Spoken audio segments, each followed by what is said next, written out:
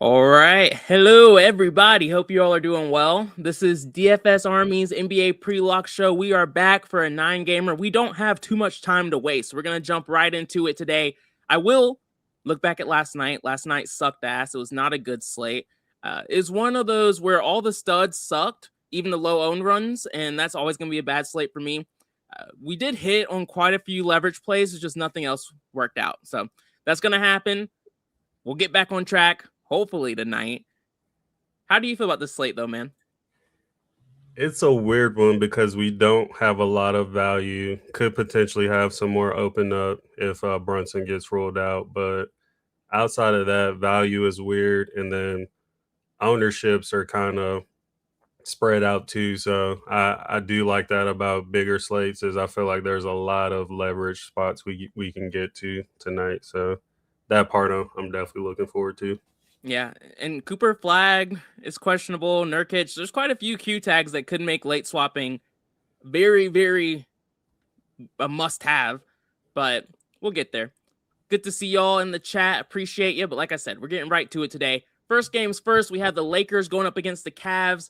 236 total, not the highest, but second highest total on the slate with a 3.5-point spread. Almost all of the spreads are pretty close on this slate, so nothing to worry about too much there. Lakers have a great matchup going up against the Cavs. From an injury perspective, there's nothing new to look at. So what's your thought process around the Lakers? So I gave Luca heavy consideration. He's been playing really well Yeah. lately. Um, but again, like I said just a moment ago, value is very sketch at the moment. So at that price tag over 12K, it's currently hard to get to, at least for me. So unless we get that news before lock, I'm not going to force any Luca in.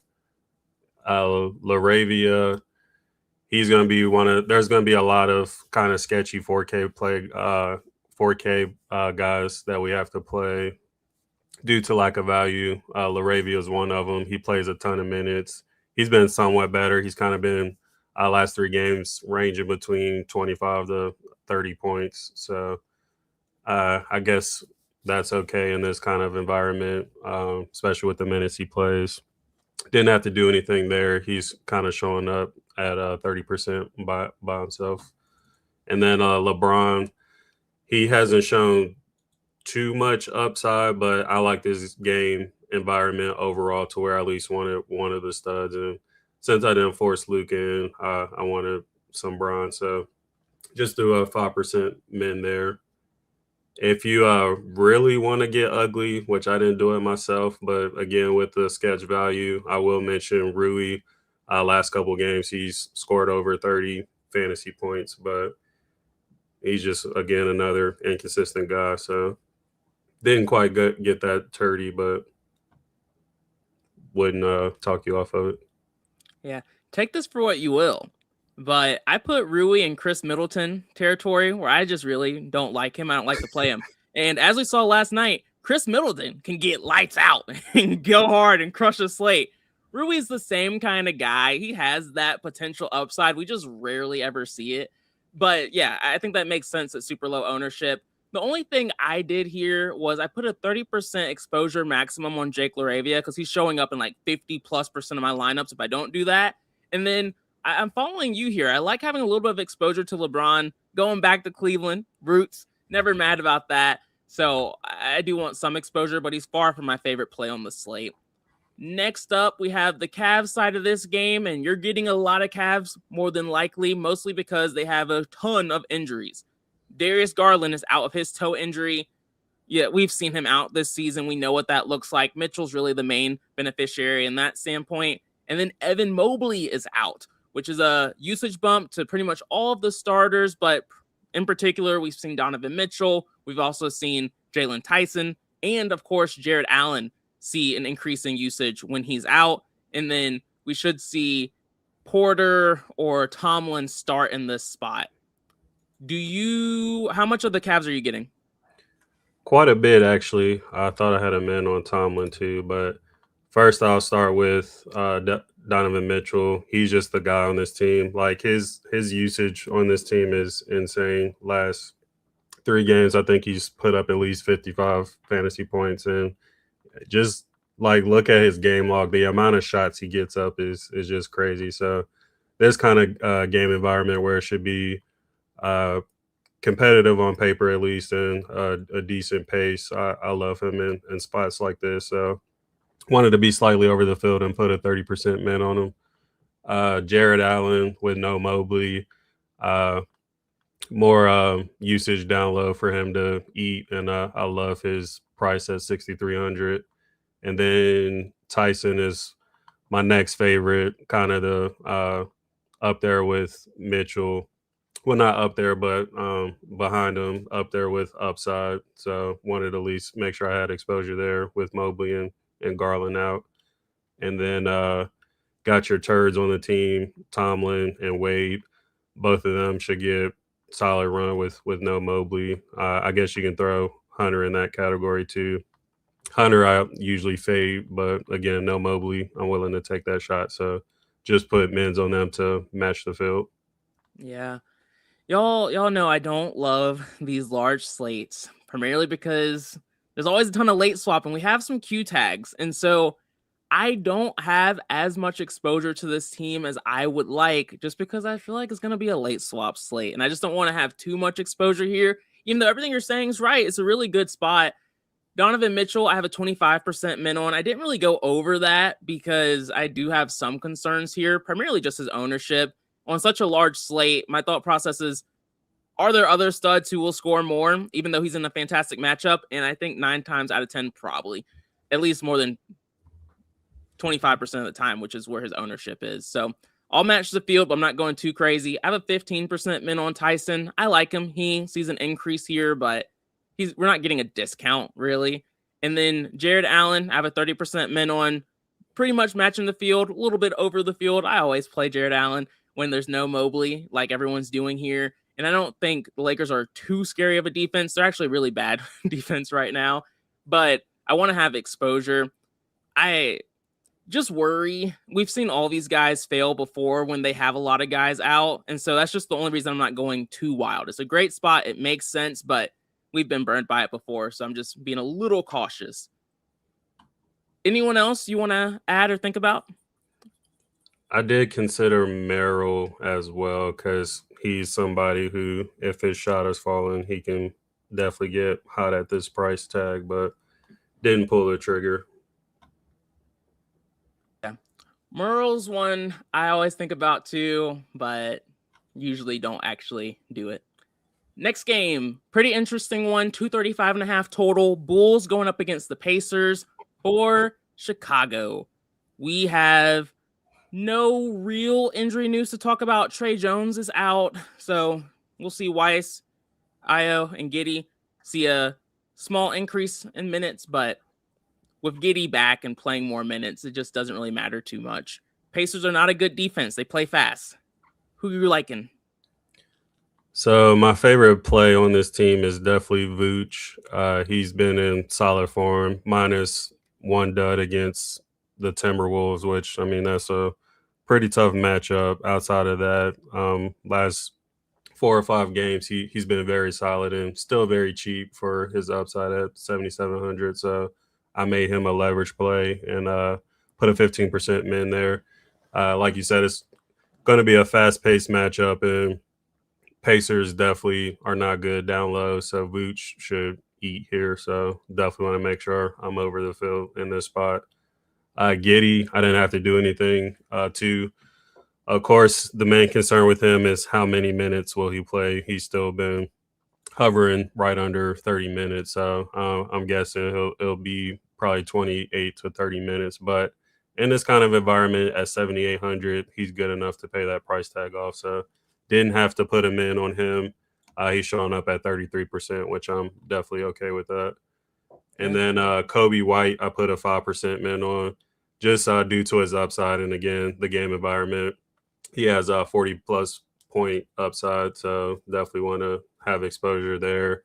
And then Booz-Allis kind of for the same reason. He doesn't show his upside quite as often, especially with Giddey back in the mix. But there is a good chance he can get there too at 6K flat. So definitely love this team overall.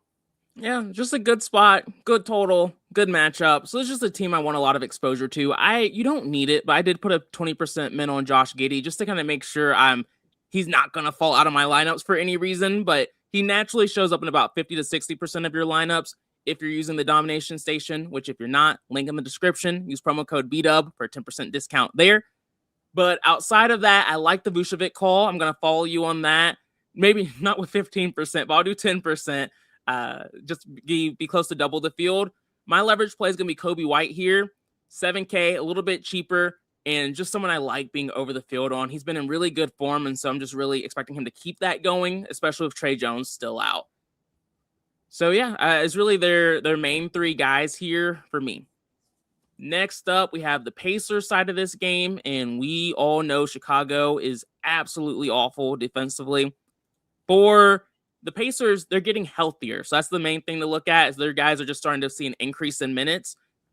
Who's standing out for you? So quite a few guys, again, love this game in general on both sides. Chicago is pretty bad on defense as well. So definitely think there's a good chance some of these Pacer guys can do really well. So put a 20% man on Jarris Walker. Got the news that he's available. He's just been in good form. It's kind of hard to ignore. He's been kind of in that mid 30 range. Would be nice to see him get closer to 40, but at 5,200, I definitely take mid 30s in this spot. Siakam, don't always trust him, but we know what upside he brings, so definitely want to be exposed there. Neesmith, I consider for a second, but he's just a little too inconsistent for me. McConnell is a value play. I like the 8% ownership too, so didn't want to go too crazy, but at least wanted someone like him who has had some pop-off games, especially in this situation. That could definitely be the situation tonight. So, and then Nimbar, we talk about him all the time. Feel like the field always sleeps on him. He has 50-point upside, and I still think 7,200 is a decent price for this environment as well. So put a 5% man. So slightly over the field on some of their main guys. Yeah, I like the Nimbar call. Talking about sleeping on him, I was sleeping on him. I wasn't really looking or getting there, but I do like the matchup, and the price tag's not too crazy. So yeah, I'll follow you with a 5% min there. Siakam, I'll have a 15% min on. I do think our ownership might be a little high on him, but either way, I just want to have him in this great matchup. So 15% min there for me. And then Jarris Walker, I have a 20% min on. The one question mark I had was TJ McConnell. I didn't have to do anything to him, but he shows up in, let's see, roughly like 27% of my lineups without doing anything. And I like TJ McConnell, just not my favorite guy, but I just like having him in the mix. So I put a 15% min on him, allowing me to still be double the field, which, like you, I think you have like a 10% min on him. I like that. I like having exposure to him. I just don't need a quarter of my lineups to have TJ McConnell, who might not see as much time as we want him to. That's really the only question we ever have with TJ McConnell is how much will he actually play. We know he'll get his PPM, his points per minute, while he's on the court. Next up, we have the Hawks going up against the Celtics. We know this is a difficult matchup. Never love picking on the Celtics. Hawks are basically healthy. All of their guys have been out for a good second here, like Porzingis, Risa. Tough matchup, but are you still taking some shots? Yeah, I'd put a 5% man on Dyson Daniels. He is more so of a semi-auto play. He's popping quite a bit on there, and he's been pretty solid recently as well. Not my favorite matchup.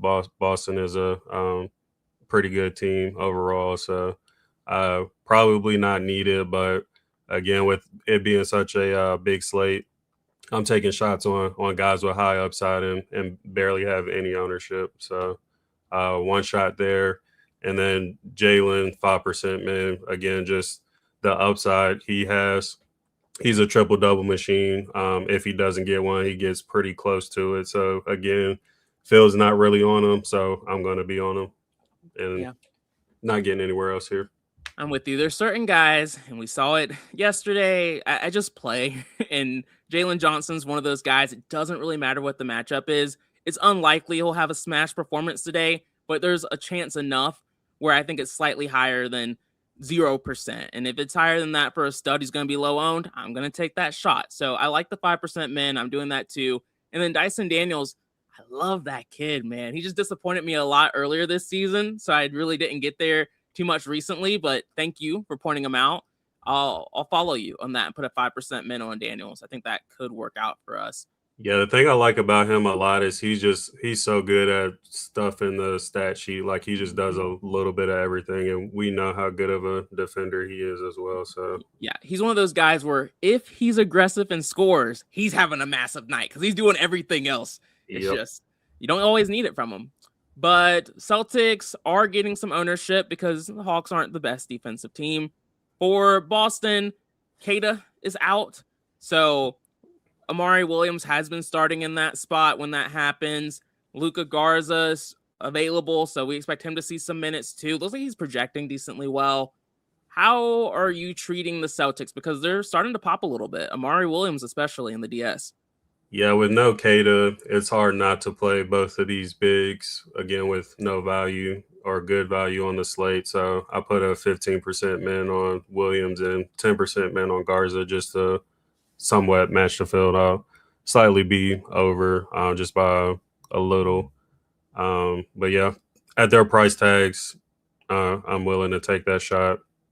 Put a 15% min on Simons for kind of the similar reasons.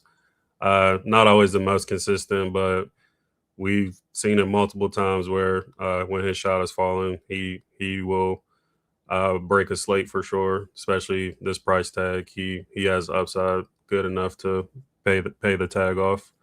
I didn't feel strong enough to force in Derek White or Pritchard, but they have pretty decent upside too. So I wouldn't talk you off of playing them. I just didn't get there. And then of course Jaylen Brown. Somewhat lower on stud, 10%, just match the field there with the upside he has as well, 60 to 70 point upside. Yeah, this game is just not my favorite, and I can't really put my finger on why. I think I just feel like everyone's priced appropriately here. Even the value plays, I'm like, yeah, they probably deserve that price tag. So I don't have a min on anyone right now. I did cap Luka Garza at 30%, and I capped Amari Williams at 30%. Similar thought process to the TJ McConnell play. Their value plays. We don't have great value. I don't love any of it, so I just want to mix and match instead of being super over the field. Williams was showing up in 60% of my lineups, and so that cap was a little necessary. All right, next up, we have Knicks going up against the Raptors. Lowest total on the slate, 4.5 point spread for the Knicks tonight. You touched on it. We have Jalen Brunson listed as questionable. Huge news if he ends up getting ruled out. That impacts this entire team and makes them way more viable. And McBride's already out too. That's Miles McBride. And so we would see Kolek probably see a ton of minutes, and then just a boost to all the other starters here like Bridges, OG, Towns. And then I was about to say Hart, but Josh Hart is also questionable. And so if he gets ruled out and if Brunson's ruled out, this is a team that we're looking at. But if they all play, they're a little bit less exciting. How are you thinking about it so far? So, of course, we'll readjust, especially after the slate locks, make proper adjustments. But for now, this is what I'll be doing. So I was completely going to ignore Cat. Like I didn't even think about him with how he's been playing lately. But late tags are never a good sign. So I went ahead and put some mins on, at least to have some exposure for a few guys to where even if these guys do play, I'm okay with having exposure to. Maybe not Cat, but at least Bridges and OG, I'd be okay with it. So I put a 10% min on Cat, 5% min on Bridges, and 5% min on OG. Now, of course, if any of these guys are out, I'm going to want more of those guys, including Kolek, like you said. He's been pretty much non-existent in the rotation, but especially with McBride out, I mean, don't really have a choice but to give him minutes. Would love him more if he starts. If he starts, I think he will be a lock on the slate, to be honest, because I think he is min price or pretty close to it. Yeah, 3,100. So 3,100 starting with McBride and Brunson out. Going to be a lot of him. And then someone else I think will be viable is Landry Shamet. And I guess we'll have to consider Clarkson as well. Those will kind of be my focal points if any of these guys are rolled out. Yeah. These slates make it hard for me to take some of these late games super serious because we just have to wait and see what happens and everything will change. But I like your approach here. I went a little bit more aggressive than you on Cat. He's been bad, and I played him last time out too, and he was still bad. But, you know, with guys who we know have upside, I always bet on them eventually turning it around, and the ownership just goes lower and lower and lower, and eventually when they hit, it works out. But there's absolutely no reason to like him unless Brunson is out. So 15% min for me now. That's just going to be a risky play I am going to have exposure to. And then I also have a 5% min on OG and Anobi and Mikal Bridges. Outside of that, I didn't put any additional mins just because I am worried about what's going to happen here. Next up, we have the Toronto side of this game. We know the Knicks haven't been as stout of a defense as they have been in the past, but they're still solid. Toronto's basically healthy. I'm not getting these guys. Are you? Yeah, no, the only one I was going to play was Mamu at basically no ownership, but that was only if Murray Boyles was out, and he's in, playing. so yeah. not going to anyone here. Ruined that one. Next up, we have a game I like a lot, and it's pretty low owned. We have the Magic going up against the Heat. We know what the Magic and Heat do, or really the Heat. They play very, very fast, but their defense is still pretty solid. Orlando, they're still missing Franz. I feel like Franz has been out most of the season. We don't really have to go over what changes there. It looks like you don't like them as much as I do. I'm always on the fence with this team because they're so frustrating, especially Paolo. Like, I kind of put him in the same category as Scotty Barnes. Like, both of those guys have, like, all the upside in the world, but they disappoint you more than not. So True. I'm okay with the Paolo play if you get there. I just didn't force him in. Even Bane, too. Like we always say, Miami's a faster-paced team, so wouldn't be surprised if either of those guys smashed. Even Anthony Black, we've seen him in good situations where he can pay that price tag off as well, but just didn't get there. I did put a 5% min on Jalen Suggs. He got a few more minutes last game. He still didn't do well, but he just shot poorly. So I'm hoping with a couple games under his belt since coming back that he kind of finds his rhythm. I think he shot like 2 for 12 or something like that. Don't think that's going to happen again. So I'm willing to take that shot at 6,300 in this spot. So that was my only play here. Drago said he keeps ending up with a lot of quickly. I don't like that. Not very much. Are we missing something? What do you think, Brandon? No, I can't do quickly tonight. I just don't like that matchup at all. Yeah, he's not really that cheap either. I wonder why you keep getting him. I don't know if that's a DS thing or you just like him in your single entry. Maybe he just kind of like the last final piece in the lineup. That's not awful. But I mean, he's been in good form, so yeah. So it's not crazy. He just didn't really get not there. crazy at all. Yeah. All right. For me, with the Magic, I like them a lot. Like I said, it's just a fast-paced environment. There's a ton of risk. I think last time I took a shot on Black and it ended up being Bane. Long story short, I have a 5% min on Paolo. I'm not going crazy. He's not a leverage play, but he's just someone I want to have exposure to on a slate this size when he's low owned, just like having him in my lineups. Anthony Black, again, we've seen him continue to rise to the occasion with Franz out, and so he's someone I wanted to make sure I had exposure to. Jalen Suggs, I have a 10% min on. I want it to be double the field on him. Just a mid-range guy who makes lineups work, and he has upside. Not the most consistent guy, as we all know, but faster paced game. I'm willing to take shots on guys like that. And then I have a 5% min on Wendell Carter Jr.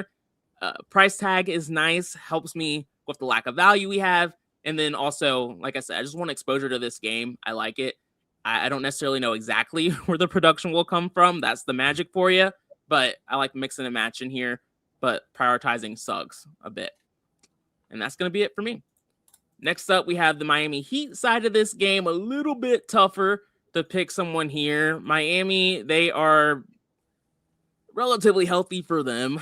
Tyler Hero is out. He's been out for a while. He'll continue to be out for a while. Davion Mitchell is out. And so we've seen them use Jakushanis, I can't say his name, a good bit at point guard. And then we've also seen them use Drew Smith a bit more too, running point. So not super interesting for me from like a DFS perspective, but how do you see it?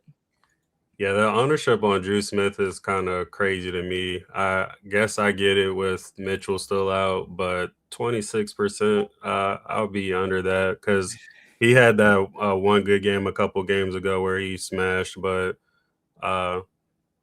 where we have him projected is kind of where I see him landing around 20 fantasy points. And at 4K, you need a little more than that. And again, it's not the best matchup either. So especially the way they've been splitting the minutes at guard. So I would be well under that. I have 1%. I did have 5, but it went even lower. So I'm definitely okay with that. And then I really don't love anyone else enough to force them in. Make a case for guys like Powell and Bam with the upside that they have, but don't like this spot enough. Yeah, you're making me not want to like it very much, but I do still have some exposure here. I'm taking shots on guys like Bam and Powell, the two you mentioned. I have a 10% min on Bam. I like playing bigs against the Magic. Wendell Carter is a little small. I mention this all the time, and it doesn't always equal production, but talented bigs have had some strong performances against the Magic, so I'll continue to take a shot on that. Norman Powell, never my favorite play, but a 10% min on him. And then I was going back and forth on Jaime Jaquez. I had a 10% min on him. I'm going to lower it to 5.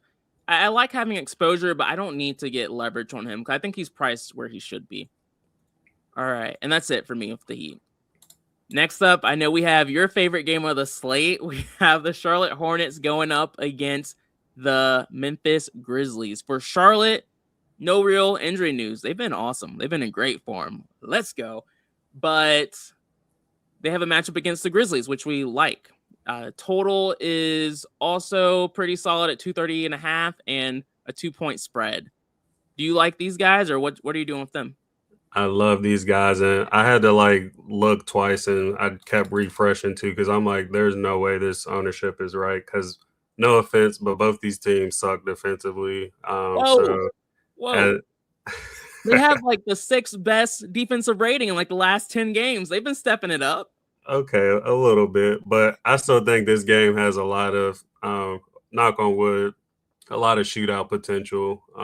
So I'm loving the ownership here, and really, you don't have to do anything to get these guys. So Miller is currently at 51%, LaMelo at 47, Khan at 43, and Miles is the only one I don't like at 63%.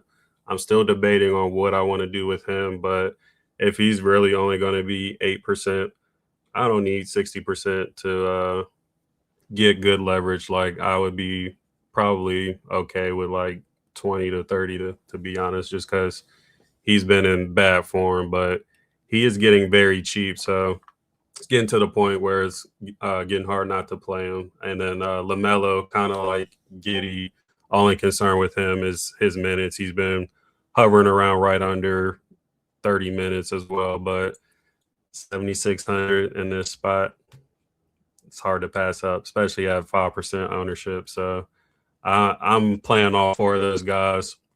You can get insane leverage here if these ownerships are true. And then Musa, like I continue to say, as long as Kalkbrenner's in the scenario, I'm going to skip past him. So just the top 4 guys for me. Man, the Hornets have been one of the best offensive teams in the league in the last 10 games. Literally number one. Wild to see it, but I love to see it. These guys show up for you. You don't have to do anything. If these guys pop off the way we hope they pop off at super low ownership, helmets are going to be up everywhere. So I don't dislike any of it besides one player. And I have no mins. These guys are just popping up. Right now I have about 70% Con, 47% Brandon Miller, LaMelo, 41%. These will all continue to change, but we're going to be significantly over the field on them pretty much no matter what, unless that Knicks news comes through. Then I think that will adjust this a little bit.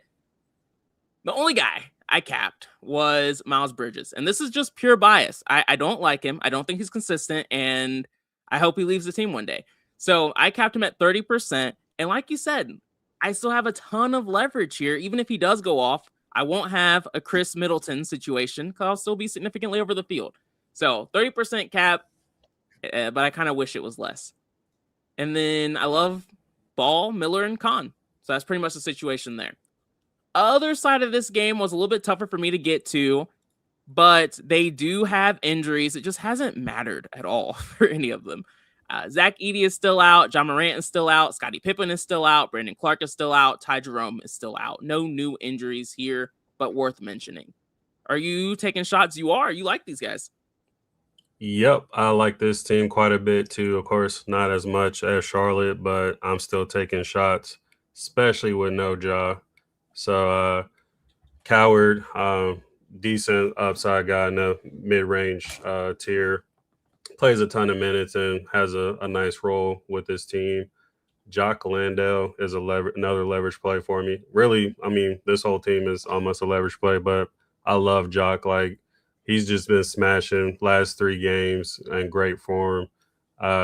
Pretty much the only big outside of Jaren, of course. So he's kind of locked into a lot of minutes, and he's just playing too good not to get any kind of exposure to him. Cam Spencer, when Ja's out, I play Cam, especially when he's in this 6K range. We've seen it time and time again. So made him a leverage play. Jaren always scares me, but in a game environment like this with no Ja, I play him. So 10% min. And then Aldama, I wasn't as confident in him, but still wanted exposure to him. I usually like playing him more when Jaren is out, but we have seen some decent upside from him as well. So put a 5% min there. So pretty much playing the starters here. Yeah, it's interesting. Like I said, I do think the Hornets have been a better team. And I kind of feel like the spread's a little too close. That could be the fanboy in me talking, but we will see. Jaren Jackson's basically a leverage play for me too. I have a 10% min on him. And I'm going to follow you, not exactly, but closely on some of these. Like you, I've loved the Cam Spencer with Ja out. So I'll put a 5% min on him. And then Jock Landale is a good call out, especially when you don't have a ton of value. 6.81 is like his ownership, or I just need to update mine. I'll put a 10% min on him to make sure he shows up. And Aldama is going to be a bit of a pass on me, but that play does make a lot of sense. So I like them, but I'm not going as crazy on them as I am the Hornets. Next up, we have Minnesota. And Minnesota tonight, they are basically healthy. Matchup against Dallas is one that you love to see on a slate. Great matchup here for everybody. How are you looking at them? I say it all the time. I play bigs against Dallas, so that holds true tonight. I have a 15% min on Gobert and a 15% min on Reed. Put a 10% min on Ant, another lower-owned stud who has crazy high upside, so definitely want exposure there. I played Jaden McDaniels on certain slates, couldn't get there tonight. And then I think Julius Randle is still too priced too high, so didn't get there either. But yeah, Gobert, Reed, and only for me here. Yeah, I'm with you. I think you put a 15% min on Rudy Gobert. I like him a little bit more. I put a 20% min on him. I almost made him a leverage play, but 30% felt a little extreme on a slate like this. And I have a 15% min on. He's another guy I want to make sure I'm over the field on. Dallas sucks everywhere, but they are awful against bigs. And so it's just a really good spot for Rudy Gobert. And then even for Ant, especially if this game can stay competitive, which is a concern, is someone I want to have exposure to. I thought about Randall, didn't get there. Naz Reid, I like, just not enough to really force him in on him. And he doesn't show up naturally, so it's just not a situation I'm forcing too much exposure to. Other side of this game gets a little bit more questionable. This is another potential late swap spot. Cooper Flagg is questionable, and Klay Thompson's questionable. If one or both of these guys get ruled out, Max Christie is really the guy that I would be looking at the most. If Flagg's out, you can look at guys like Najee Marshall. We've seen him play well in this spot, but we're not really getting a discount, but he's still a little cheap if Flagg is out. And then Washington or Brandon Williams could start if Flagg is out. And then if Klay's out, those same guys benefit, maybe a small boost to Nimbart too at 4K. Tough team to look at right now in a really tough matchup, but it looks like you still have some ends. What are you thinking about? Yeah, just with the lack of value right now, I wanted to take a couple shots. Brandon Williams is typically the better performing guard on this team, and last couple of games he's gotten around 30 fantasy points. So at this price tag, that could be enough. You can play him at both guard positions as well, so that's very helpful.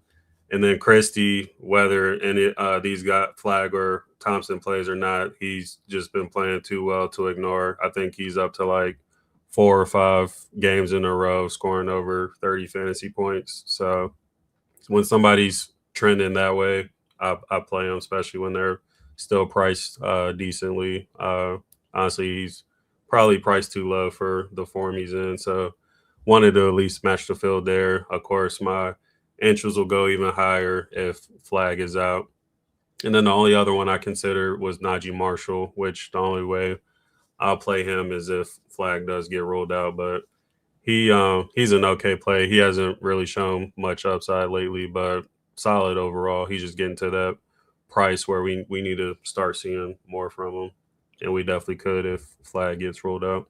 Yeah, I wasn't really on anyone from this team, mostly because I don't like to play guys against Minnesota. But I think you're right.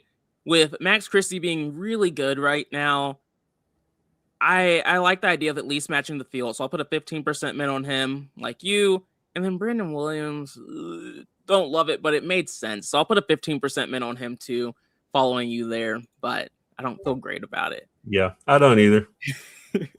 Which is fine. You don't have to feel great about your plays. As long as you do it and it works out, it's fine every single time. Next up, we have the Warriors going up against the Jazz. Typical rule of thumb is I load up on guys against the Jazz. We'll see what happens today. From an injury news perspective, Kuminga's out. Everyone else has kind of been out for a good amount of time, so nothing changes too much here. How are you treating the Warriors? It's funny, both these teams are playing each other, but it's typically a pain when we see both the Warriors and Utah on the slate. I love the Jazz. I don't know why everyone hates them so one much. particular person, Keontae, I do like playing, but everybody else I hate playing, which I'm only playing Keontae from that side, not to jump the gun. But anyways, chalk of the slate, everybody's favorite play, Al Horford. Don't like that one bit. Makes me very uncomfortable. He does not show a lot of upside. Only reason why I am eating it at the moment is, again, no value, and you just play guys against Utah, and he's only 4,300. So, yeah, he's at 99% right now. So 90. almost threw up a little bit saying that. How did you get that 99%? I didn't do like that for me. I didn't do anything to get it. It just showed up. So I'm hoping there is more value that comes open so that I can go down a little bit, but just letting it ride for now, especially since you can play him at power forward too. He's just a great line filler. You could probably get away with not going to Curry, but again, against Utah and somebody who shoots like him, I put a 20% man on Curry. Definitely, if it blows out, that's going to hurt him. So definitely understand if you don't want to go there. I I have a thing with Draymond Green. I don't really like playing. I'm Yep. curious to see how much he's showing up. Yeah, I don't see Draymond at all, which I'm okay with. So I'm usually okay with fading chalky Draymond. If he was lower on, then I wouldn't mind throwing like a small min on him. But anytime he's chalky, I'm good fading that. And then the only other one I'm playing is Podzimski. His price is kind of up there, but again, it's Utah. And he's kind of the more consistent one on the team outside of Curry. So wanted exposure to at least one more of these guys. And Yeah. that's One it. quick thing, I did refresh my DS and I started to get a lot more of these Warriors showing up in lineups, and my exposure to the Charlotte Hornets went down. And so I did go back and put like a 10% min on LaMelo to make sure I was over the field. And I'll increase that to 15%. And I put a 15% on Miller and a 15% on Khan, just to kind of make sure those three were showing up for me. And then now the Warriors are showing up a ton. At first I had mins on them, but now I need to change that and put maxes. Al Horford, like you, is showing up in 99% of lineups. I'm going to cap him at 50. And then I capped Draymond also, not right at 50, but at 40. And then Steph, I capped at 30. They're all good plays. You can play everybody against the Jazz. This is a team that people have their best games against, but on a slate this large, I still like mixing and matching it up, and I just don't love the Warriors. For me, I love seeing the Jazz on a slate because it means I can load up on the team against them. And whenever I see the Warriors, it means I can usually avoid them. And so these are two philosophies of mine contradicting each other. I'm just going to go with the one I like the most, of just not going too crazy on the Warriors. And Melton is showing up. DeAnthony Melton is showing up a good amount, and I capped him at 30. And then that's pretty much it for the Warriors. Pods isn't showing up enough for me, so I will match you and do a 10% min there. But yeah, these Warriors are popping, and it's okay. I'm not completely fading them. They're just not guys I want to be over the field on. Other side of this game, we have the Jazz. Jazz are absolutely awful. Warriors are a good defensive team. We do have injury news here, though. Cody Williams is questionable. Yusuf Nurkic is questionable. This matters. Even if Nurkic isn't ruled out, if he's not starting, we know what that means. We're not playing him. You are only playing Keontae, right? Yeah, I think Cody Williams is out, but we didn't get the Nurk news yet. Okay. However, I do have a lean. I do not think he plays.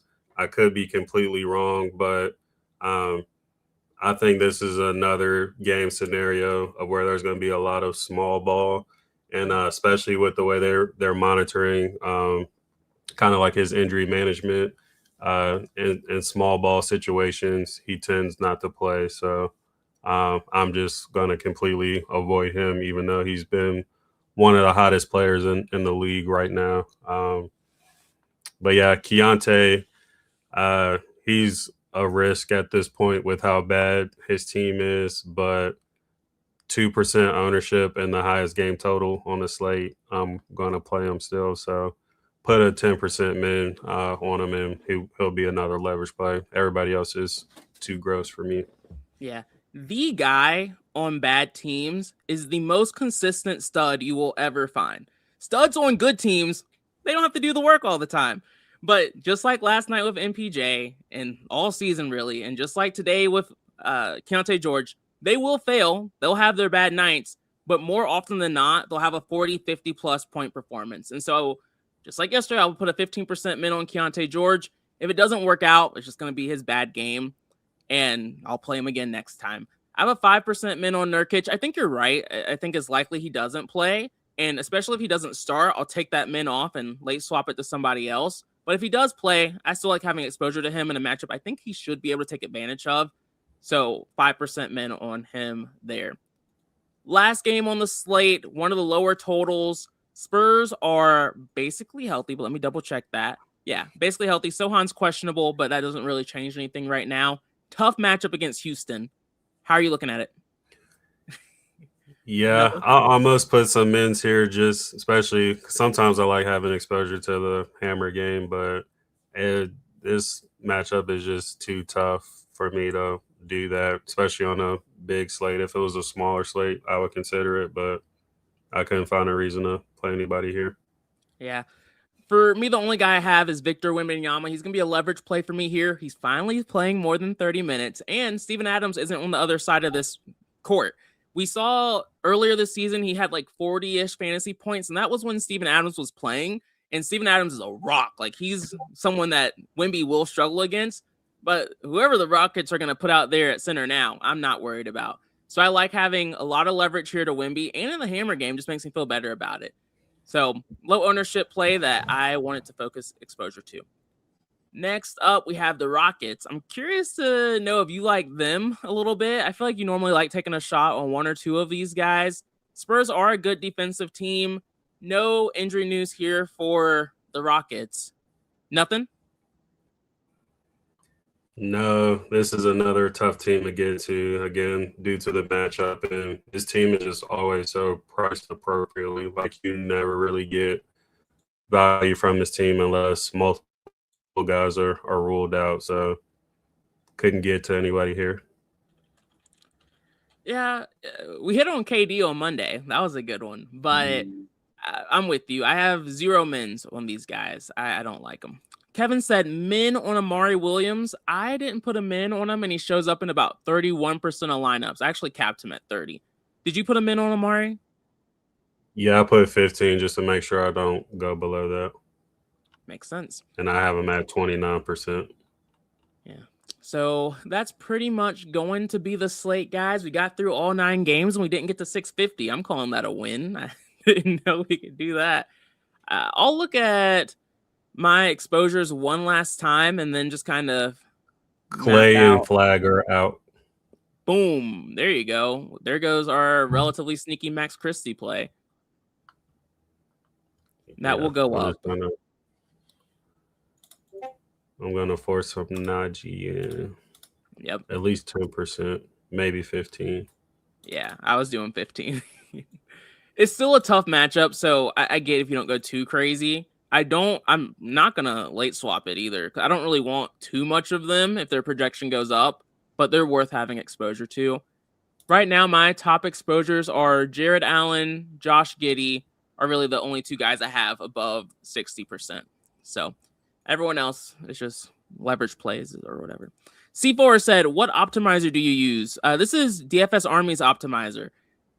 So feel free to click the link in the description if you're curious. But this is what we use every single night. Anything else you want to add, Brandon, before we hop off?